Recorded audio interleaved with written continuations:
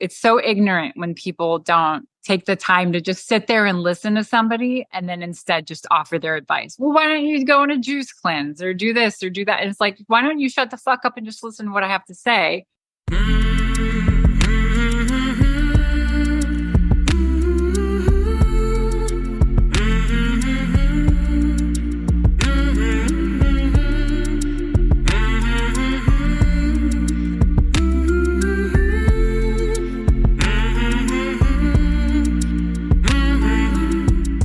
Hey there, my name is Sean, and this is Suicide Noted. On this podcast, I talk with suicide attempt survivors so that we can hear their stories. Every year around the world, millions of people try to take their own lives, and we almost never talk about it. We certainly don't talk about it enough, and when we do talk about it, most of us, we're not very good at it. Actually, we suck at it. So one of my goals with this podcast is to have more conversations and hopefully better conversations with attempt survivors, in large part to help more people in more places hopefully feel a little less shitty and a little less alone. Now, if you are a suicide attempt survivor and you'd like to talk, please reach out. Our email is hello@suicidenoted.com. We are shifting and moving some things around with our social media. So for now, email is best. This is the final episode of 2024. How we got here so quickly, I do not know. But here we are, and another year of great conversations with attempt survivors. I could not be more grateful for all of you trusting me. I feel blessed, and I don't say that about a lot of things in my life, but I very much mean it here. You know, we've been downloaded, this podcast has been downloaded almost 500,000 times and heard in well over 100 countries. So we're doing the work, and I think it's helping. I hope it's helping. So thank you. A few people I want to thank in particular. Thank you to Deanna in Colorado. Deanna invited me to a conference to speak in late May, and has helped out in other ways. So thank you, Deanna. Thank you to Alyssa, who lives now in Oregon. We spoke not long ago. Her episode is not yet out here on this podcast, but she has trusted me to help her with her podcast. That first episode should be out this week, next week latest. Stay tuned for that. Good Enough Nation. And Elizabeth, who has also trusted me to help her with her podcast, Resiliency Reconsidered. She is now through 4 episodes. She is in the editing process, which can be a beast. For episode number 5, Elizabeth has helped out in all kinds of ways this year. And she's writing a book. She's putting together a book based on this podcast, Suicide Noted, and some of the conversation stories. So stay tuned for that. That will be out sooner than later, we hope. It's pretty cool. In 2025, a few things you can look forward to. We will be doing guest updates. If you are a guest or were a guest on this podcast and you would like to give us an update, meet with me, talk with me, I would love to do that. I know I've said it before. I am really going to make an effort to do that in 2025 now that we're 4.5 years in. If you have expressed interest in volunteering, you are on a list.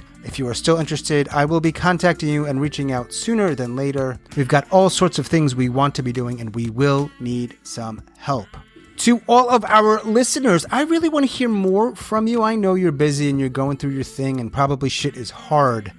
Remember, if you check the show notes, and I know I say that a lot, you can leave us a message, a voice-recorded message. I'd love to hear from you, whatever you have to say, whatever you want to share. In fact, in January, I'm going to schedule a meeting for listeners. I'll do my best. Maybe I'll schedule 2 to accommodate different time zones and different schedules. I just want to get together and meet and talk and learn from you and hear from you.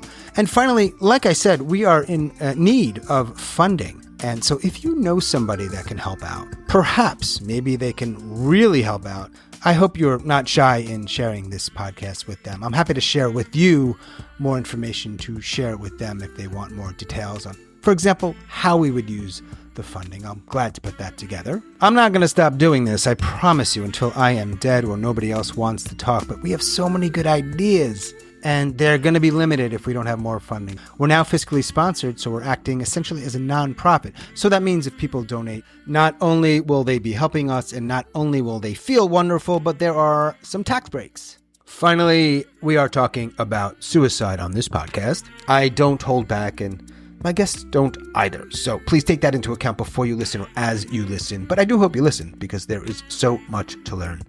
Today, I am talking with Kayla. Kayla lives in Oregon, and she is a suicide attempt survivor. I want to start by saying this, Kayla in. Kayla in Oregon. Kayla in Southern. Well, never mind. Don't give your address, Kayla. Thank you. Yeah. I met Kayla about 2 years ago, maybe a little less. She, along with Sharon, who lives up in Thunder Bay, Ontario, was helping out with Signal. Go to the show notes if you want to know what the Signal group is. It's amazing. Well, this is interesting, and it does segue into what we're going to talk about today. Certainly, is that you and Sharon were essentially running, moderating, facilitating that group, which meets on an app on a phone. Yep. Yep. And then there was a point, and I don't know my dates, I'm not tracking it so closely, where you weren't as active. And I feel like that might be a good starting point. Hi, Kayla. Hi. All right. I thanks for talking. Yes. Thanks for having me. So far, I've already dominated the conversation, which is not the No, I need a little direction. Otherwise, I'm Yeah. just going to talk forever. You're in your home. You're wearing glasses. I am. I am. I have my two dogs, Aaron, my foster, and Samson. Whoa, how has your year been? 2024 has been, I debated on how to say that because I feel like that was, but like, I'm just going to go with this first thing that came to my mind last night when I was thinking about this. And it's a little strange, but this is who I am. So 2024 in my best description has been like when you go number 2 and you go to like finish your business and your finger goes through the toilet paper and touches your butt. That is how 2024 has been for me. It has been rough. It's probably been, honestly, like in all seriousness, it's probably been one of the hardest years of my entire life. How old are you? 35. All right. So one of the hardest of your life. Why? Oh, gosh, that's a lot to unpack. So much has happened, and so much has happened that has triggered my innermost issues, right? Yeah. Like traumas Yeah. and all that. And so it's just been like one thing after another. And every situation I've been through has just been the same thing, but in a different situation. Did you try to end your life this year? I did. When was that? That was in August. Up until August of 2024, had you ever tried to take your life? Yes, several times. Yeah, I had a couple of attempts when I was in my teens, and then a couple attempts as a younger adult in my 20s. So this is not, I don't know how to frame this, but it's not like a completely new thing, so to speak. No, I would say the ideation is within the last like 5 or 6 years is newer, but the attempts now. One of the things I love about this is that 2024, like almost every show or podcast or video is almost like, let's celebrate 2024. I know. Talk about all your wins. Let's talk about all the opportunities to grow. Let's talk about all the ways in which you could be a better human being. All the thanks, all the gratitude. And that stuff might come up. I mean, you're here after all. Yeah. I think you're going to make it to the end of the year. We think, maybe. Yeah. Nah, we're going to talk about something else, folks. Okay, cool. Yeah. I tried looking for some inspiration on how to maybe organize what I was going to talk about. And it's all just like the happy stuff and, you know, the butterflies and unicorns and glitter. And it's like, no. I want to talk about how shitty this fucking year was, surviving every fucking day just to get to 2025. Right. And we still have like 9 days. Yeah. Yeah. And this will come out. I wanted this to come out before the end of the year. So I think that's the 30th. I mean, I have like a timeline of the things, like the major events that have happened this year. And so I can kind of maybe. That would be awesome. So just one of the things, I started 2024 off in a really good spot. I was in a really loving relationship, you know, doing well at work, despite the circumstances that were going on, which I'll talk about in a little bit. But so I started off 2024 in a really good place. My partner and I at the time watched the Death Star blow up. You know, if you watch it and time it at a certain time, it'll blow up right at midnight. I think we were like 12 seconds off, but whatever. And so that's how I started 2024. Gosh, moving forward in May, nothing really significant happened then, but in May of 2024, May the 4th, if you can't catch on to the theme here, Star Wars, I got baptized. Yeah, so I found religion this year too, which is probably a big thing that has helped me throughout this most recent few months. And then in June of 2024, I left my job willingly. I've been on the Signal group kind of sharing what was going on, but basically we were battling for funding. And it was my role to kind of be the public advocate for that. And we were just battling some county commissioners. It's a lot. And so I chose to leave. I was kind of being pushed out anyway for a lot of different reasons, but chose to leave on my own terms, thankfully. And then subsequently that office was defunded in July.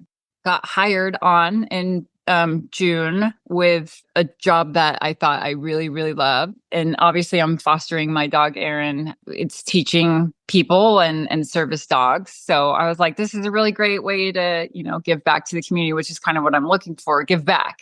And then in July, got broken up with, and that has been devastating. And then I got fired in November. Okay, so New Year's Eve Death Star. Baptized, quit job, got broken up with, lost job. Yeah.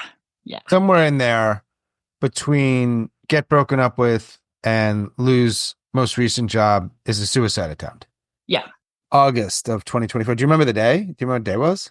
I don't. I could probably look it up and let you know, but I don't know off the top of my I head. don't. I guess the more important part of that is not necessarily the day, but like why that day? Was there a particular reason why it was that day? No. I think it was just a buildup of everything. I had been extremely suicidal for a good month and a half at least. Probably, I don't know, even longer. Pretty much since the breakup. And that day in particular is when I acted on it. And in my case, it was a firearm. Yeah. Women and firearms, not so common. My foster dog, Erin, actually is the one who saved my life that day. Yeah, she's amazing. I'm in the process of trying to formally adopt her, but how I got fired was really shitty. And they're probably going to dick around with me adopting her. So I might lose her in January. Whatever. I don't even want to think about that right now. But my foster dog, Erin, saved my life. Yeah. Because at that time I was living on campus. I worked for a university and was so fortunate enough to be able to have the space to live on campus and to not go home because I didn't want to go home. It was very triggering after the heartbreak to go home because that was kind of a space that we shared together. He didn't live here, but we had a lot of memories and stuff, and it was just triggering to come home. And so I was living on campus, had Erin with me, and she's looking at me like, you said my name. I was just super upset in that moment, ready to pull the trigger. She's really great at sensing how I feel. And she's a trained service dog. So, I mean, she has training in service. So she kind of picks up on those things anyway, but she just came over, licked my face, like licked the tears off my face, and then just like sat in my lap with her front paws. And that was enough to kind of snap me out of that feeling for just a moment, enough to be able to pick up the phone and call my mom for help. Do you still own that gun? I do. Yeah. You do. So you know how to use a gun? Yeah. I worked in prior law enforcement. I've had guns my whole life. So yeah, I own quite a few guns. I imagine you chose that gun for a reason, that particular gun. And then know how to use a gun. Yeah. So we can't guarantee it, but with those two things, I'm imagining you would have died. Yeah, absolutely. I won't spend a lot of time here. I just want to get a little bit clearer on the moment. Were you going back and forth? And what's your dog's name that saved you? Erin. Did Erin come at the right time, or were you sort of maybe not going to do it anyway? I might have wavered a little bit, but I was pretty convinced in that moment that I didn't want to be alive anymore. And so I was just sitting there kind of going through, all the things that you kind of go through when you're contemplating ending your life, like all the things that are going on and weighing all the pain that you're going through. At least that's my experience, just kind of replaying. Like for me, I think what saved me in the past, and especially this past year, is just having safeguards in place. For me, the safeguards are, I don't want my body to be found and by certain people, like my family members. I want my house to be clean and organized. Like there's certain things that are silly, but have kept me from completing. But in that moment, the pain was just so great that I didn't care about any of that. And that's kind of the first time I've gotten that far with dealing with this ideation for over, 6 years now. And I just didn't care at that point. Like all the safeguards I had put up were just, they didn't matter anymore. You're right. What'd your mom say? I called her. She had to go to work that day. She offered to take the day off. I said no. She wanted me to come to work with her and just hang out in the back room. I didn't feel comfortable with that. I just went back to sleep. How long do you think your gun's in your hand for? Several minutes? Yeah. Yeah, absolutely. Your dog comes over, you put the gun down, you call your mom, you hang up the phone at some point. I'm imagining the gun is somewhere nearby Yeah. and you just wanted to die. Yeah. Now you go back, you're just gonna go back to sleep. Yeah. It's fascinating. And I don't think I hope people don't understand when I say fascinating. It's not like, it's just the human mind or whatever's happening. What is? Right. Right. Like for someone who deals with ideation on a daily basis, going from living in your head and like literally thinking, hey, what if I, veer off the road and kill myself, like to like, oh, hey, I have a Zoom meeting in 10 minutes, at work. I got to put together. It is fascinating, like how you function. I don't know how the F I do it. Does the ideating now, does it also focus on, oh, I wish would have pulled the trigger that day? Yeah. I think now that I'm out of August and nearing the end of the year, and just based on the certain events that have happened this year, I think I'm in a much better place now than I definitely was then. I was kind of in the thick of it at that point in my life. Actually, getting fired from that job was devastating in the sense that, hey, I just got fired from my job, but was also a relief for so many different reasons. And I think I just needed to get out of that environment. So while I don't think I'm doing great, I'm doing much better now, unemployed without a job. What was that job? What was the recent job that you got fired from? I was in the C-suite. I was in the C-suite. I was the chief operation officer for, like I said, a college that trained students and service dogs. Super great. Oh, I didn't understand the connection between that. Okay, cool. Yeah. Yeah. I love that job, but it was really dysfunctional and still is. I don't think it was entirely my fault why I got let go. I think there's just a severe issue with the management there. Yeah. I don't even honestly know the reason why I got fired. They didn't tell me, even though I asked, like, what is the reason I got fired? You signed a thing when you first start, like, hey, your employment is at will. And so that was kind of what they went on. But even like the unemployment lady was like, what the fuck? All right. So here's what I know about you because we've had some conversations in the past. I know that you've been married twice. Twice. Yeah. My first husband died of pancreatic cancer. And then I divorced my second husband. I know that you've been on a reality television show. Yeah. I guess it's reality TV. Yeah. Yeah. Gold mining in Alaska. Hooray. Yeah, so Kayla's been married. She lost one of her husbands to cancer. Lost one of them because she chose to lose him, from what it sounds like. Cool, outdoorsy reality show. Lived in mostly a West Coaster, right? Yeah. How did we find each other? Do you remember? I started listening to the Suicide Noted podcast in 2021 when I first moved back to Oregon from Texas. And it was like shortly after, a few months after that, I reached out to you and I was like, hey, thanks for what you do, like whatever. And then I think I reached out shortly after that, like, hey, I'd like to be on the podcast. And then I flaked out on that and then flaked out a few more times. Here I am. So, and for a lot of that time, you were running or co-running the Signal group. I know you were very involved. And then not as involved. I don't know how I feel about the Signal group. It's, I love it. It's great. I think it's super great. I just wish more people were active. Yeah, ditto. Okay. So in this time of growing up, teenage, 20s, all the stuff I mentioned, a couple of adventures, couple of partnerships, you had tried a few times. It was always with pills. Yeah.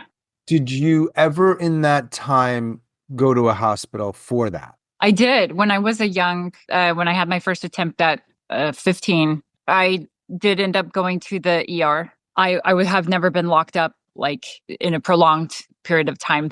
Thank goodness. My mom at that time was like, this is going to do more damage to you than not. So let's get the test and make sure that you're okay, like the CT scan, whatever it was.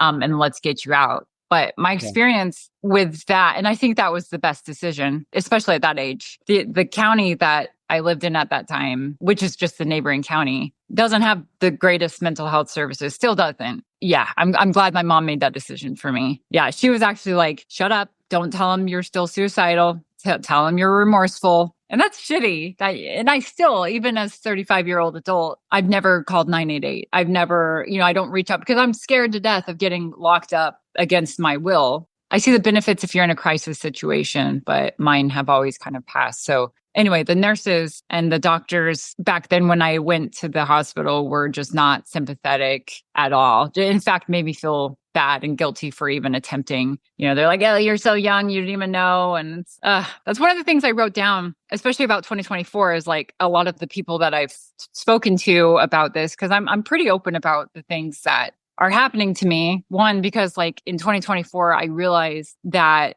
I need community. And I never had that before. I always dealt with things on my own just because of my own trauma and abandonment issues. And I'm just on my own. I'm a lone wolf, whatever. But this year, especially, I learned that I need community. I need, so I leaned a lot on my coworkers at the time, my church community, my family, of course, my friends. Back then, it didn't work well to be so open. Now you're more Yeah. open. Sounds like people, when you use the word community, it's suggestive that that is working. Yeah. Yeah. Even including the Signal group. The Signal group was pretty monumental in my healing as well. So what I want to understand is, so you had that hospital experience as a teenager, you go through your life up and down. And then 6 years ago, when you were in your late 20s, you start ideating. If you talk about 2024, you started with New Year's, and then in the middle of it, it was an attempt, and now we're talking here. But it's interesting to me, what were you doing 6 years ago when that switched? I left my job with the federal government that I had for over a decade. I had a clear goal in mind of what I wanted to do. I left that for an opportunity in Texas with my now ex-husband.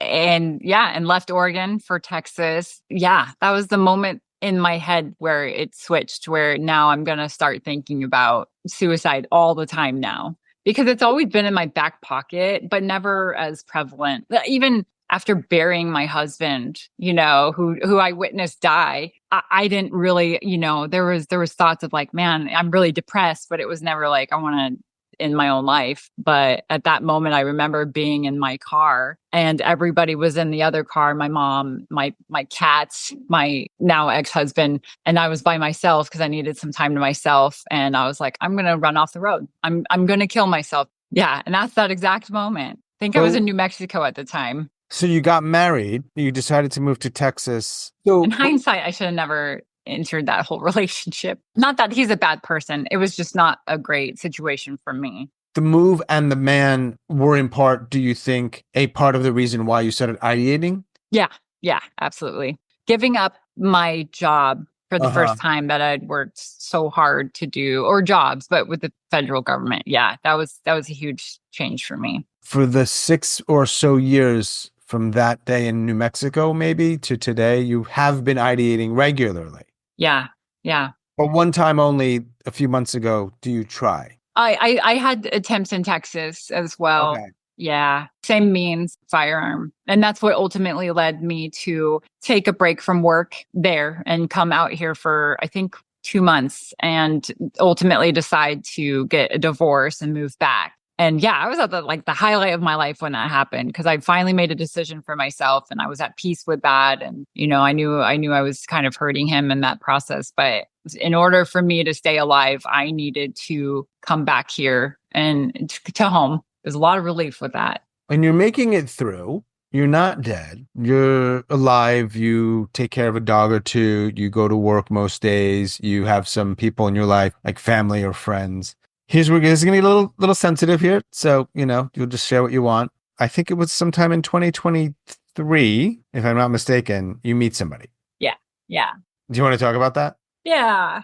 When you guys meet, are the other things in your life mostly okay? Yeah, I would say they were okay. Yeah. My work had taken a lot of priority at that time because we were, trying to get funding for the office. And I was doing a lot of public outreach. And that's ultimately kind of how I met him again.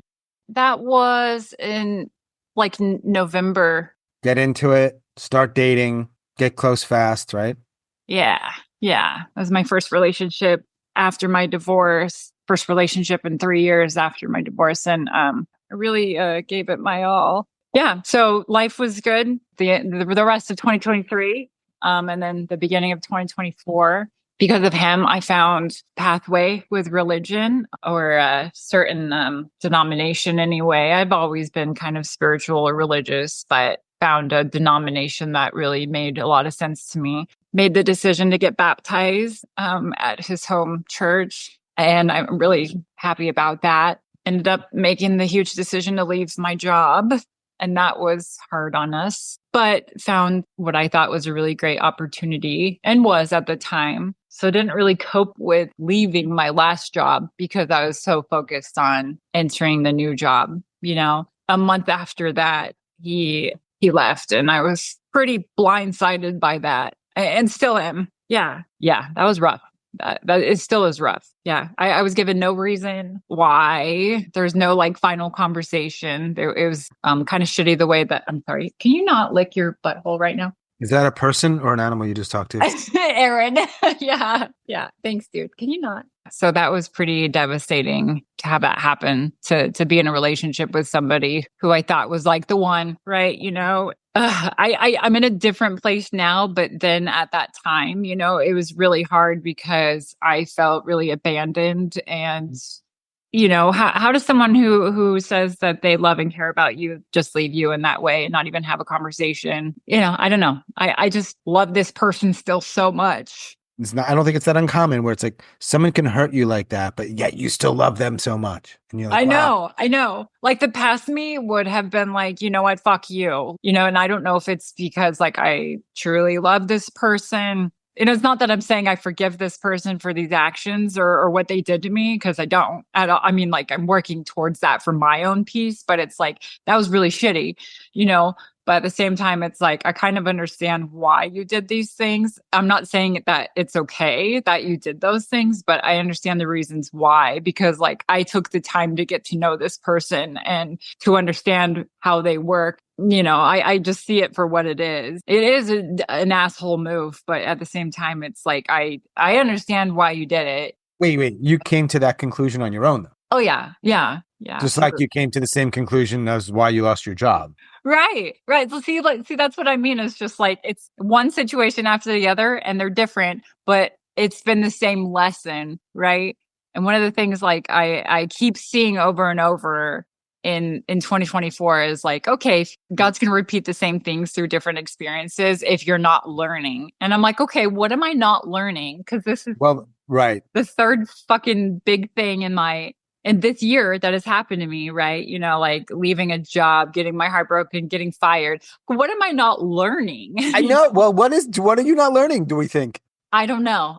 I am focusing on right now through like therapy and through like a holistic approach right now. I'm learning to love myself and put myself first because I never have. Mm-hmm. And maybe that's it. I don't know. But like, I'm just so frustrated with the same shit that keeps happening in different situations. Like, I feel like I'm being put in a lot of situations to advocate for people and for myself and for the community and crap like that. And I know it's heartbreaking. I know it's hard to do, but like I have the strength to do that. But I'm like, get put in these unjust situations. And I've asked several people, like, is it me? Am I the problem? Like, because if something happens to you more than once, people are just like, there's something wrong with you, but like, I just have a string of bad luck, seems like. And after all of this, during and after, there were times when we almost talked, but we didn't for this podcast. And now you're here. So what is different about December 22nd, 2024? I think, can you stop, please, ma'am? Go lick your butthole somewhere else. You might have saved my fucking life, but get the fuck out of the room. Yeah. All right. Let me collect myself a little bit. Why now? I think that 2024 for me has been horrendous. But I think that sharing my experiences, I want to help others through that. And I think one of the biggest stigmas with suicidal attempts or ideation or even depression is that a lot of people think that it's for attention, or talking about it is for attention. And no, we need to talk about this and not necessarily like normalize it in a bad way, but we need to be able to have a conversation about it with our peers. Like I had mentioned earlier, one of the biggest things I learned this year is that I need community. And Hmm. by talking about what I'm going through and experiencing, that helps my bond with other people, but it also helps me. People are checking in with me. We need to normalize that this is something that some people feel. And so I think by sharing my story, I hope it will help others, maybe not feel so shitty and so alone. I feel like I've heard that line before. A little less shitty, a little less alone. Yeah. Do you like your voice? No, God, it's so nasally, especially now that you made me cry. So Oh yeah, I made you cry. So just so in a week from tomorrow when it comes out, even though you don't love your voice, you're gonna listen to it, or maybe sometime that week or after at some point. I might not, but I probably will. You But just said you were gonna share it with. Oh, you mean the people that will hear it that you might not know those people? I am. My intention is to right now I want to share it with the people in my life. And I probably will for the closest people, but I think I will share it. I have nothing to hide, but I'm also like such a people pleaser that I know that some people will disagree with the way that I'm living life or, some of the words that I say like fuck, or whatever. Oh, And then I have the whole religious aspect of like suicide is a sin and all this stuff. yeah. But at the same time, I am who I am. And if you're going to judge me for something I didn't ask for and that I'm battling every fucking day, and you're not even going to take a minute to get to know the hell that I'm living in every day, like the whole, like, oh, you're going to go to hell if you take your life, I think is bullshit. And again, I'm spiritual, I'm religious, but God created me and I have that relationship with God. And he knows exactly what's going through my head and exactly the pain that I'm in. So I don't believe that if I were to take my own life, that I would go to hell. I feel like I would still go to heaven. But other people don't think that. So one of the hardest things, though, I've learned with needing community is, especially in the religious community, is like once you open up about your mental health, there's this stigma, especially amongst the older people, the older community and the religion community, of like we don't talk about that, and so here, let's put a band-aid on it, let's put a distraction on it. So that's been something that's been really frustrating for me, is like, hey, I'm coming to you for help or need community or need a purpose or whatever. And then I get to that point where I feel comfortable enough to be like, hey, I'm struggling in this way. And then it's like, oh, hush, hush, hush, I feel like the younger people, especially in my denomination, get it. Yeah. So that's been really hard. So you live in a fairly small area. Now, yeah, yeah. What I wonder about with the things that you've gone through, whether job, certainly the ex, now ex, church, common people there, are you constantly running across people or things that are activating some of these problems, this stuff? Like you can't, for better or worse, you just can't isolate away, or you're not in a big city where you might be able to you're in the thing always. Yeah, absolutely. 100%. I mean, just being home, I'm triggered every day. I hate that word triggered, but part of the reason why I'm telling people my story is like, because not to toot my own horn or anything but like that, but it's like, hey, this is what I'm going through. Like there's a lot of triggers every day. I deal with anxiety. I mean, gosh, I could list willingly putting myself in a situation that is going to trigger my triggers, but that's the only way to move forward. Is it? I think so. I mean, because you're combating, you're learning to, yeah, I don't know. I mean, some triggers you have to walk away from and never talk to again, or deal with again. But some things you just have to fight head on, is what I'm trying to say, in order to move forward. Otherwise, they're always going to kind of hold you back. So it was a big step for me to move back home.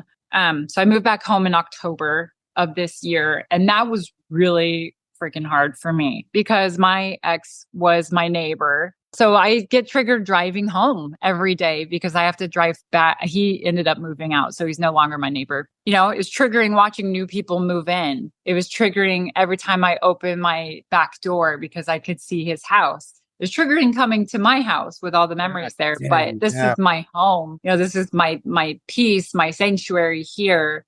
I couldn't not ever come back home, and so some things you have to, I don't know, take head on, but other things, yeah, it's just like, all right. Do you have any New Year's resolutions? Not in the traditional sense, because this has been something I've been working on for years now, but I just want to get to a better place. I want to continue to work where I worked previously, in the town that I worked previously, because my most recent job was north. I'm going to go back south. And I have a job lined up there, and I have a house or an apartment lined up there in January or February. So I want to get to a better place mentally. This is all selfish, but aren't resolutions selfish, right? I want to get to a healthier version of myself for myself, and not for others. And I don't mean that in a rude way, but I just always give for others before myself. And this time I want to look in the mirror and love myself, because I don't. And it's been really hard working with my therapist, just with my issues, to love myself. That sounds really cliche and stupid, but that's part of the reason why this breakup has been so devastating for me, is because it really just took a toll on my self-esteem, and my self-worth. And I think I'm worthy of being here and worthy of being alive. Death Star, Life Star.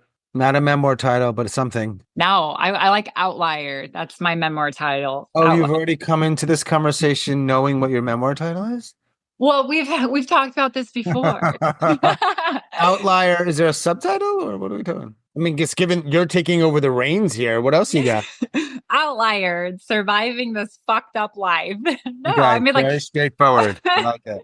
Another reason why I'm so open about the things that I've experienced is, like, I was a 24-year-old widow, and that's pretty uncommon, especially when, my partner, or my late husband, wasn't in the military. So I was 24 when I was widowed. I've gone through a lot of things that maybe a young person hasn't necessarily experienced, or isn't very common. And so, like, a lot of people will invalidate my pain sometimes, because they don't think that I have the capability of feeling that. And I was like, I've been through hell and back. Like, let me share my experience, so I do this annoying thing where I just, like, share to relate, but it seems like I'm trying to, like, one up people, but it's like, no, I'm sharing my experience to try and relate to you, I think that's why I'm so open about my life experiences. I'm not going to take these things to the grave without sharing the things that I've been through, in hopes that it might help others. Yeah. Because I am in such an uncommon situation, like a young widow, and right, having had to do some of these difficult life things. That'd be a fascinating podcast, just talking with young widows. Yeah. Be kind of fucked up, especially like thankfully, we didn't have kids or a mortgage or anything, but can't even imagine if it was any worse than that. What's funny though, is that all happened, so I buried my husband, and then a few months later buried my dad in the same year. And that was 10 years ago. That was a whole decade ago. So wow. It's funny that 2024 would suck ass too. So right. Yep. How many people know that we are talking? 0. Okay. Yeah. But that's not intentional. I just, I think I'll share later. Yeah. When was the last time you seriously thought about ending your life? My last attempt. So the last few months have been a little bit... Yeah, not as intense. It's definitely still there, but losing my job or getting fired from my job has actually helped my mental health a lot, because I'm at home, I'm resting, I'm taking care of myself, I'm focusing myself. It may not look like it, because I, go a few days without showering, or, whatever. I just sleep all the time, but I'm taking care of myself.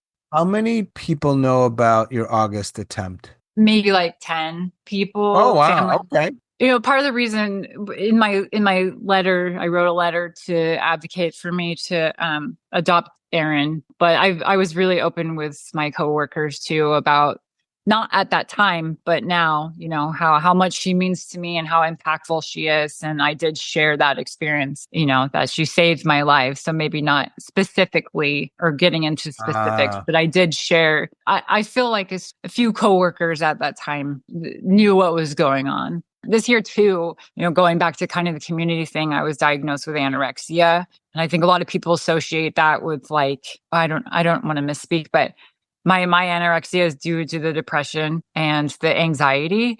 And that leads me to not eat And so that's what it was diagnosed as. So it's anorexia nervosa with severe comorbid severe depression is what I was diagnosed as just recently. And I also deal with anxiety as well. Through that though, I had people checking in and making sure that I eat and reverting back to like being a child, but it really does help. It's like take 3 more bites and then we'll leave, and I've needed that. So I think people suspected, but never outwardly like said anything. So now I'm going on a tangent. Sorry. How many people do you have in your life where you could talk about wanting to end your life and you not feel unsafe or feel like you're going to get tossed into some fucking wagon? Like fully? Yeah, fully. Zero. Fully. Zero, right. Yeah. Not fully, but almost there. How many? 1. Yeah. My mom. Yeah. Yeah. It's a tough one, man. Because my mom does the best that she can, 100%, but doesn't feel these emotions. Thank gosh, like doesn't understand. And so can only help to the extent that she can help, and I'm not saying she does a terrible job at all. She just, it kind of takes someone who understands to be able to be there and help. Yeah. So other than your dogs, what helps you feel a little better, maybe? Family and friends. I don't know. I tend to go inward though when I'm dealing with this. So TV shows, distractions. Oh my God. If you haven't seen What We Do in the Shadows on Hulu, you have to. It's so great. One of the biggest pieces of advice I got when going through my heartbreak or my breakup was like, oh, just try to distract yourself. And I was like, fuck that. Like that's just putting a band-aid on the issues. So I think one of the reasons why I feel all of this shit so intensely is because I go all in with everything that I do. And I understand the repercussions of that is like, you're going to feel the severe heartbreak. You're going to feel the severe emotions with it ending or whatever. But I'd rather do that than go half-ass in life with that. Also knowing, the pain that could come from that, it's worth the risk. But yeah, so people were like, just distract yourself. And I was like, that's dumb. That's putting a band-aid over the issue. Let me go deep into this and try and figure this shit out on my own, and for the therapist. And so it's been a battle. I'm tired. Right. Fuck yeah. When's your birthday? When are you 36? February. All right. So we got New Year's Eve coming up. We've got January, which is, a little dark, kind of cold. Shitty, cold, rainy. Yeah, right. And then in February, you're 36. What are the odds that you will be alive for your birthday? I think I'll be alive. I think like things are now kind of headed in a better direction. All the shit I've been through in 2024, people are finally starting to answer for the shitty things that they've done, not only to me, but like to others as well. And so my job that I left in June, that commissioner that defunded us just got recalled. And that's huge. That's huge. It's such a huge win for me and for the office and the community. I'm so happy about that because he's kind of a shit bag. Like, so I'm like, okay, you're answering for your shit that like, thank gosh.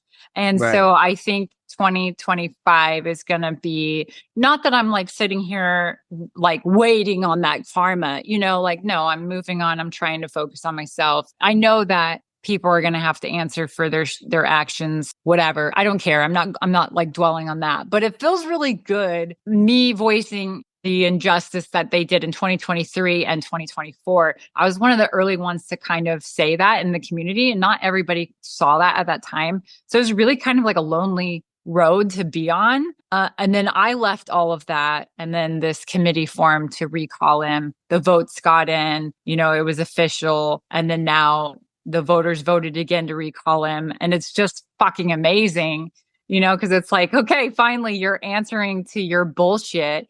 So I think 2025, it's going to validate the things that I've experienced and others through that too. So I'm really optimistic about 2025. It's a good segue to the pink and purple pill. I always tell the audience, because they might be new listeners, what that pill is, but I'm not. If you want to know what it is, you'll figure it out by context or listen to another episode. Kayla, what would you do with the pink and purple pill if I gave it to you right now? Honestly, like I thought about this question as well. And I thought about the answer that the people pleasing answer is I wouldn't take it. But the answer that's the truth is I would take it and save it. That's the truth. But I know people don't want to hear that. Nothing Yeah. about this podcast exists around the idea of what people fucking want to hear. Yeah. No, that's the struggle I'm going through is people pleasing. And it's like, Yeah. no, people just need to love me for who I am, even if Yeah. I'm kind of fucked up. What flavor would that pill be should you choose to take it? Strawberry or something, like something good. Because that's probably like the last real flavor you're gonna taste. Oh my God. If that's the like beef stroganoff, Right. You could do like beef stroganoff. bean burrito.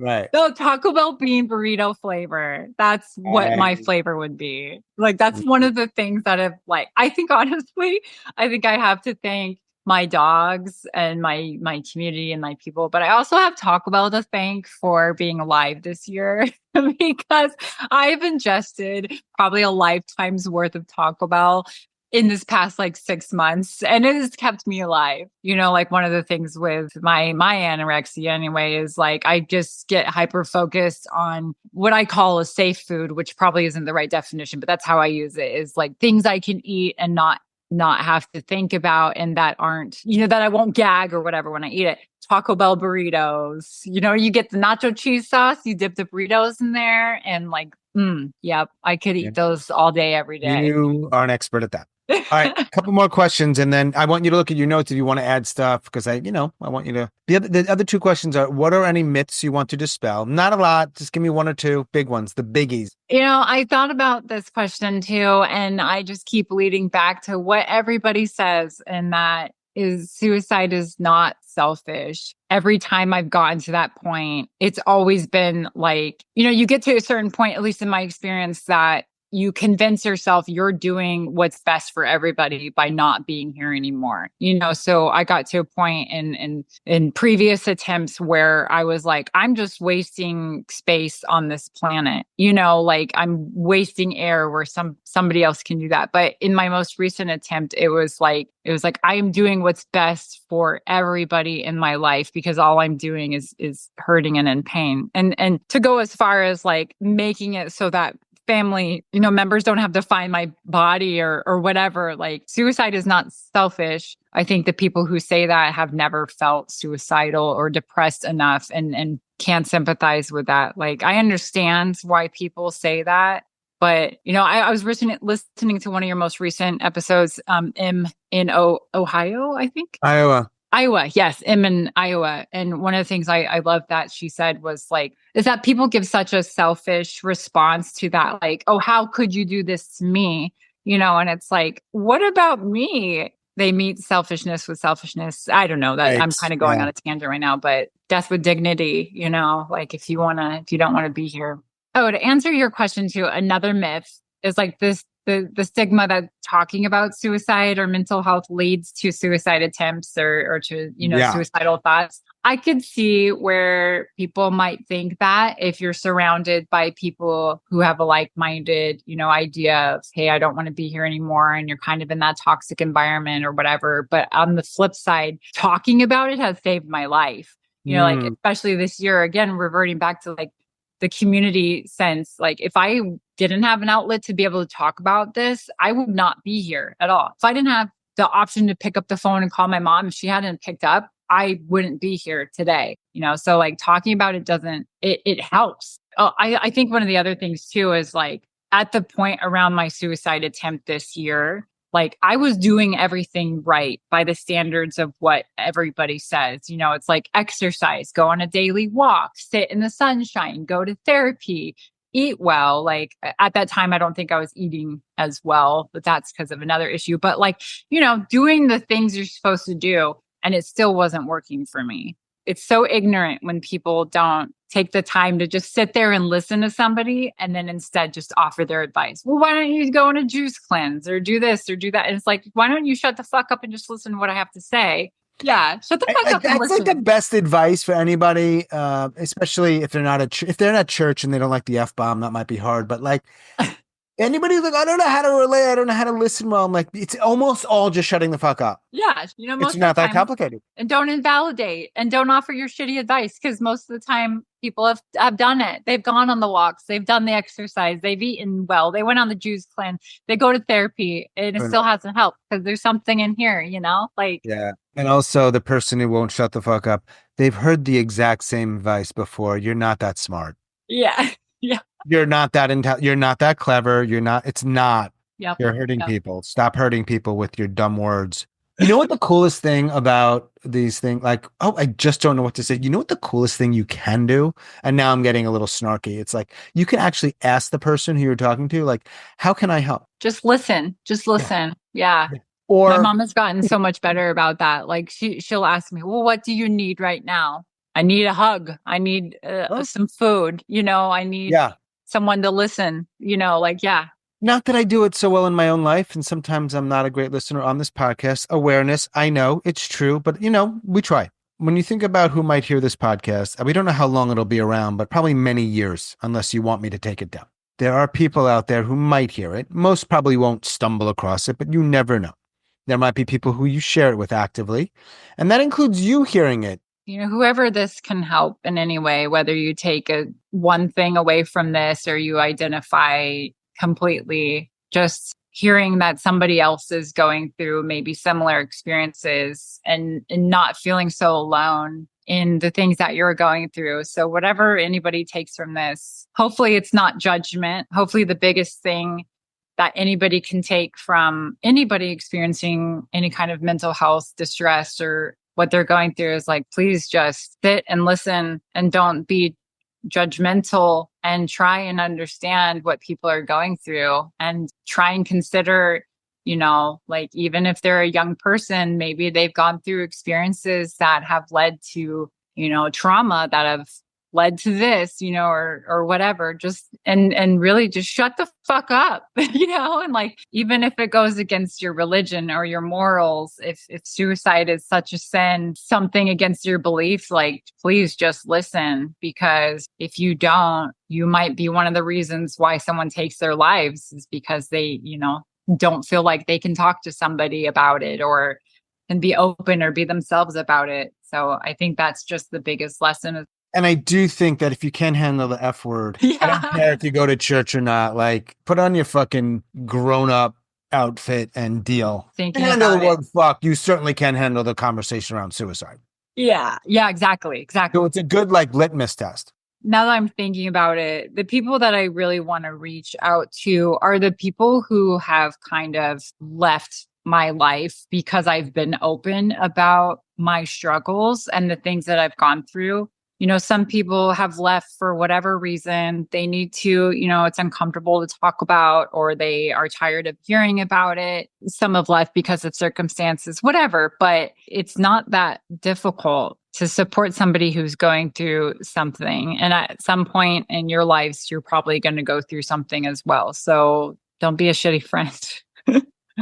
I don't know. I think to sum up 2024, I realize that the path that I'm on right now, that I feel like I'm meant to do or God has chosen for me, is to advocate for others. That's what gets me going, is just standing up for others. So I'm trying to find a career that allows me to do that. But it's a really lonely road to be vocal against the majority, and I think that's why a lot of people have left my life for whatever reason, is because they don't see it or agree with it or whatever. I've also learned this year too, is in order to have empathy for others, you have to kind of go through those experiences and be able to sympathize. And so I'm trying to use my experiences and my pain to be a better person for myself, but for others in the community as well. Cool. We good? Yeah. Thank you. All right. I hope your fucking Christmas is decent. Blah, blah, blah. Thank you. Same to you. All right. I'll talk to you soon. Thanks, Kayla. Seriously, have a good day, weekend. You too. Bye. As always, thanks so much for listening and all of your support. Special thanks to Kayla in Oregon. Thanks, Kayla. If you are a suicide attempt survivor and you'd like to talk, please reach out. hello@suicidenoted.com on Facebook or X @suicidenoted. You can check the show notes to learn all kinds of cool shit about this podcast, including our membership and Noted Network. And I do hope your 2024 hasn't been totally sucky. Whether it has or it has not, I hope you keep listening to this podcast in 2025. I appreciate it. And that is all for episode number 245. Stay strong do the best you can. I'll talk to you soon.